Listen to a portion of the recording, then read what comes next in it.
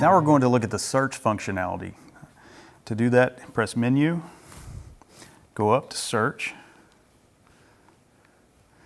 Now you can type a name of a movie, TV show, person.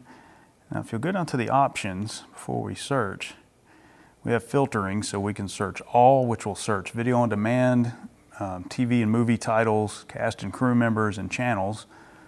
Or you can just search by titles or TV program. We'll leave it at all.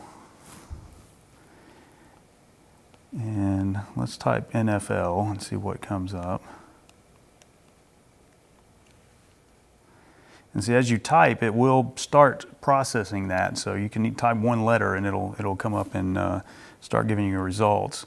So to view the programs that came up in the search, it's obviously pulling up some on-demand stuff, and we can go to View All.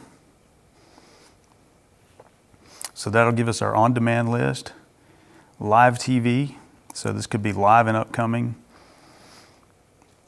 And then categories based on NFL Blitz, NFL Network, and then there could be some cast results. Of course, we have NFL Network, NFL HG, and NFL Red Zone channels available. So the search is very concise and can give you a lot of information.